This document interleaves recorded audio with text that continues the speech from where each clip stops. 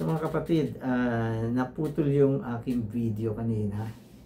Kaya gusto kong ituloy kasi yung cellphone ay puno na, no, loaded na siya. No, kaya kailangan ko na rin siyang linisin, no, at i-delete yung mga ibang file. Pero sayang naman kung hindi ko siya tatapusin at hindi ko itutuloy. So gawin na lang natin itong part 2 or continuation nung video na mas nauna dito, no. Anyway, last part na ako, so tutuloy ko na lang siya para matapos. We need to say, Lord, your will is that there be one church in the universe and one church in every city. Okay, so yun ay will ng Panginoon. Lord, your will is also that I be one with all my brothers and sisters. As long as anyone is a believer, I must accept him without choice or preference. So dahil ito ay will ng Panginoon, ano mang mga bagay na humahadlang, no, para sa pagsasagawa, pagbubunga, pagtatayo, no, ng isang eklesiya sa buong sansinukob, no, at isang eklesiya sa bawat lokalidad, anumang bagay na humahadlang dito, kailangan tuusin natin. No, at ito ay nangangailangan ito ng pagpapasan ng krus. No, nangangailangan ito na tanggapin natin ang will ng Panginoon na ina-arrange niya sa atin araw kada araw. No, at maging mga cross-bearer tayo, happy cross-bearer, na hindi inaalintana, no, ang anumang mga pahirap na pwede nating daanin, no, na katulad ng isang kriminal. No, so huwag tayo maging ganun. Amen. Ano pa? So sabi niya rito, will din ng Panginoon na lahat ng mga believer ay tanggapin natin. Basta believer, tanggapin natin. No, kung minsan may mga believer na pasaway, no, kaya isa sa mga will ng Panginoon ay ang pasanin sila sa loob ng pag-ibig.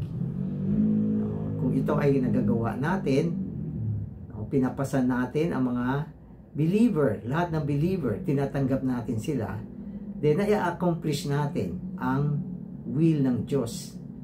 No, bagamat may mga pagdurusa na pwede natin daanin, subalit dahil ito ay will ng Panginoon, no, tayo ay masaya pa rin na pinapasan ang ating krus. No, at hindi natin tinuturing ang mga sarili natin na mga kriminal na kailangang magdusa. Amen. My likes or dislikes do not mean anything. This is the unique way for us to be built together.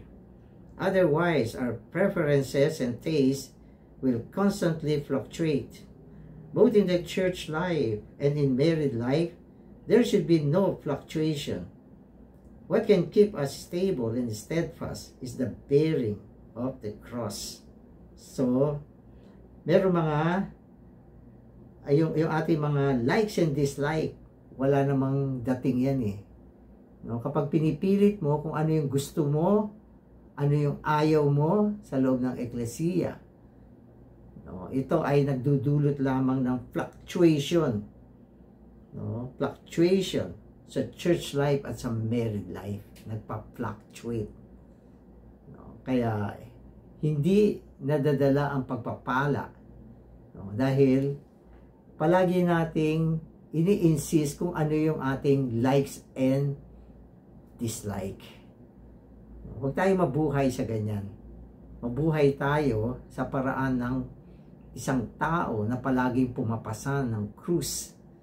No, tinatanggap ang lahat ng mga arrangements sa kapaligiran, no, at tinuturing na ito ay will ng Diyos para sa atin. So, yun yung last part niya.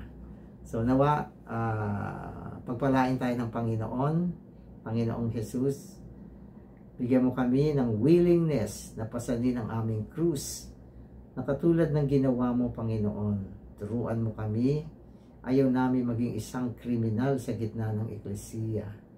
Mga tao na hinahayaan na magdusa ang kanilang sarili, no, sa mga arrangement na hindi nila gusto.